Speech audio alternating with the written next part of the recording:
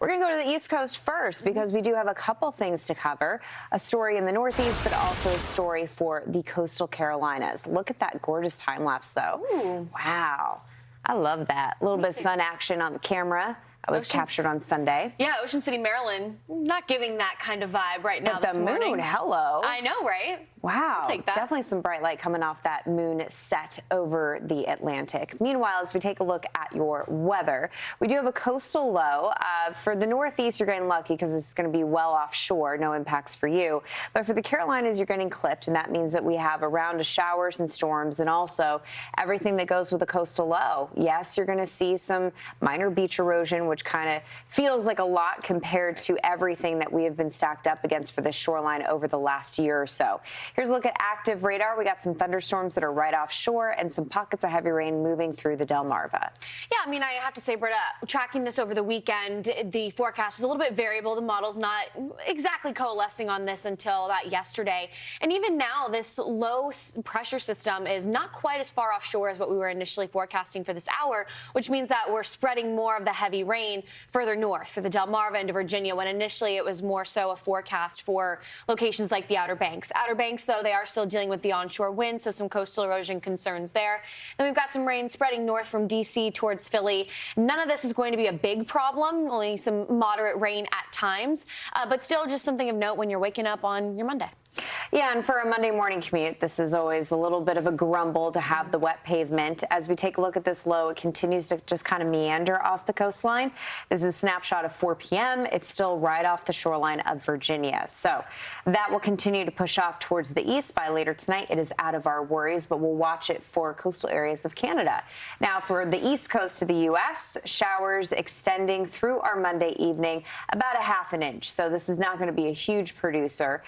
For areas in the Northeast, we could actually use a little more rain than this. We do have some pretty dry, parched soil, but we'll pick up some rain. This is a look at Hatteris's forecast, some rain possible all the way through lunchtime.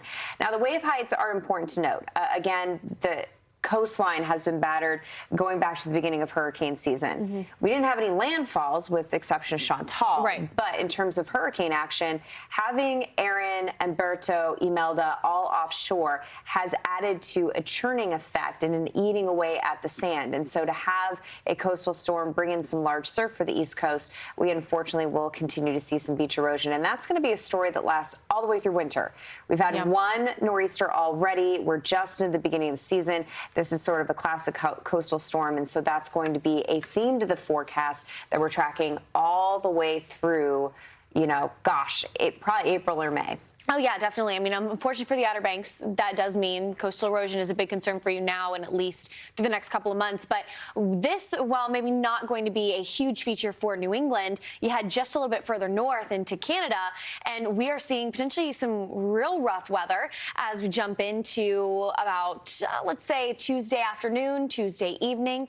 And so that's going to be the bigger concern there. So lots to deal with in the overall region across the Northeast and New England. Something that they call bombogenesis is what we're going to be experiencing. So it's something that you could liken to, I would say, rapid intensification for a tropical system. This is not tropical, but when you have this intense strengthening, it means some pretty big waves and wind that we can expect for Atlantic Canada. Look at those waves, by the way. This was captured back in 2023, but just to give you a flavor of what we're talking about, you have these beautiful lighthouses up and down the New England coastline, and we can get these epic images of waves crashing right over them. Now, the term bombogenesis, it probably got into the headlines, I don't know, maybe about 8-10 years ago. It is a legitimate thing that happens. It is a meteorological term, but if you are new to the group, this is the definition. This is a rapidly intensifying area of low pressure, most notably for folks that live in the U.S. I would say folks that live in the Northeast, familiar with the term, but also the Pacific Northwest. We can bomb out lows pretty fast in the Gulf of Alaska, and they impact the Northwest. Yeah, certainly. We've got this low pressure system that's sitting north into Canada right now, bringing the gloomy skies for the interior Northeast. That's going to help strengthen that pressure gradient and almost bomb out this system like we mentioned. So essentially, it just means that the millibar pressure deepens, gets even lower, so more strengthening here. The bigger impacts, you can see how tight those lines are. That's going to be intense winds for Newfoundland out towards Nova Scotia. So the majority of this is going to be a Canadian problem. But still, if you're looking at the I-95, let's say from Portland out towards northern Maine, we're still going to be dealing with those fringe effects. Yeah, down East Maine, probably the closest impact zone in regards to the positioning of this low. Now, for the Canadian Maritimes, this is not a shocker. This is part of life, especially as we go throughout the next several months. So this is sort of like, you know, muscle up and get ready for the season ahead. But it can lead to power outages, of course, and they do have to sort of alter their life for the next couple days while the storm is moving through. There's a look at the wind gusts that we're anticipating. Again, with these winter-like storms, you can really pump some impressive wind gusts, especially as you take a look at what we're expecting over the Canadian Maritimes. And there's a look at that rain, also coming hand in hand as it moves off towards the north and east.